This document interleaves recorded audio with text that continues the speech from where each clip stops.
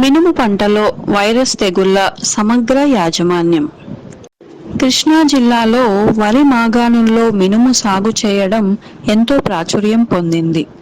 ఈ మినుము పంటను అనేక రకాల చీడపురుగులు ఆశించి నష్టాన్ని కలుగజేస్తున్నాయి. ముఖ్యంగా రసం పీల్చు పురుగులైనటువంటి తెల్లదోమ, పేనుబంక, తామర పురుగులు మొక్కల నుండి రసం పీల్చి నేరుగా నష్టాన్ని కలిగించడమే కాకుండా వైరస్ తెగుళ్లను కూడా వ్యాప్తి చేసి అధిక నష్టాన్ని కలుగజేస్తున్నాయి. ఈ వైరస్ తెగుళ్లను సరైన సమయంలో గుర్తించి యాజమాన్య చర్యలు చేపట్టడం ద్వారా కొంతవరకు నష్టాన్ని అధిగమించవచ్చు. పల్లాకు తెగులు. ఈ తెగులుకు కారణమైన జెమినీ వైరస్ తెల్లదోమ ద్వారా వ్యాప్తి చెందుతుంది.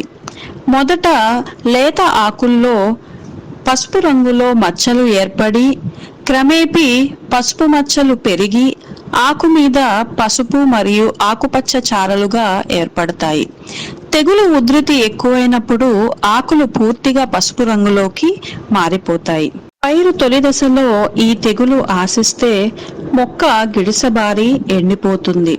ఈ తెగులు ఉధృతి పూత మరియు పిందె దశల్లో ఎక్కువగా ఉన్నప్పుడు దిగుబడులు గణనీయంగా తగ్గుతాయి. పిందెలు, కాయలు పసుపు రంగుకు మారి వంకర్లు తిరుగుతాయి. సీతాఫలం తెగులు లేదా బొబ్బరాకు తెగులు. ఈ తెగులు పేనుబంక పురుగుల ద్వారా ఒక మొక్క నుండి వేరొక మొక్కకు వ్యాప్తి చెందుతుంది. తెగులు ఆశించిన మొక్కల ఆకులు పెద్దవై ఆకుపై ఉబ్బెత్తుగా సీతాఫలం కాయలా కనిపిస్తుంది. ఆకులు ముదురాకుపచ్చ రంగుకు మారుతాయి. ఈ తెగులు విత్తనం ద్వారా కూడా వ్యాప్తి చెందుతుంది కాబట్టి తప్పనిసరిగా విత్తన శుద్ధి అనేది చేపట్టాలి.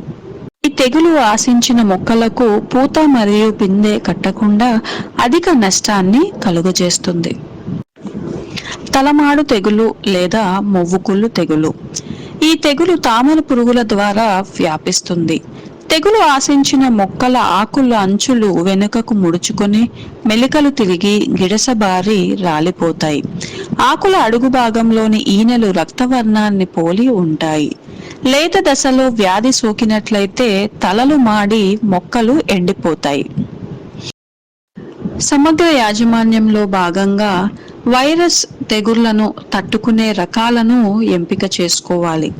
పల్లాకు తెగులను తట్టుకునే రకాలైనటువంటి LBG 752, LBG 787, GBG 1 మరియు TBG 104 వంటి రకాలను సాగుకు ఎంచుకోవాలి. మినుములో విత్తన శుద్ధికి ఇమిడాక్లోప్రిడ్ 5 మిల్లీలీటర్లు కేజీ విత్తనానికి చొప్పున కలుపుకొని విత్తుకోవాలి. విత్తన శుద్ధి చేయడం ద్వారా పంట తొలి దశలో ఆశించే రసం పీల్చు పురుగుల బెడద నుండి పంటను 15 నుండి 20 రోజుల వరకు తక్కువ ఖర్చుతో మనము కాపాడుకోవచ్చు.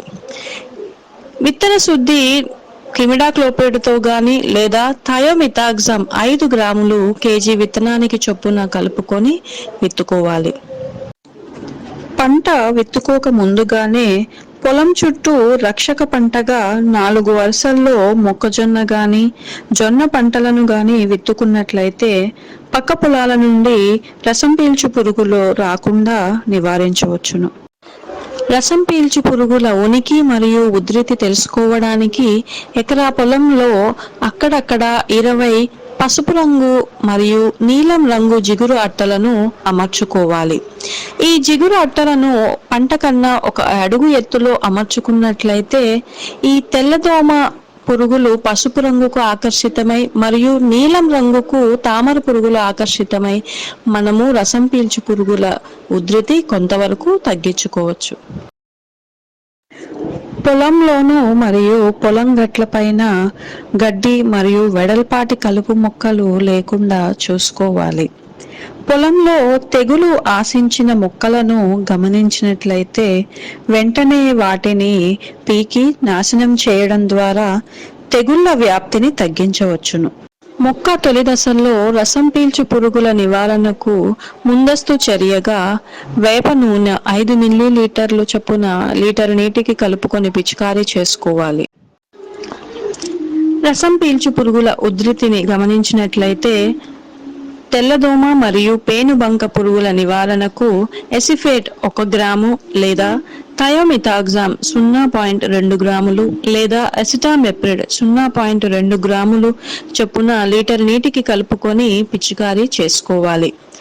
తామర పురుగుల నివారణకు గాను ఫిప్రోనిల్ 1.5 మిల్లీలీటర్లు లేదా స్పైనోసాడ్ 0.3 మిల్లీలీటర్ల చొప్పున లీటర్ నీటికి కలుపుకొని పిచికారీ చేసుకోవాలి.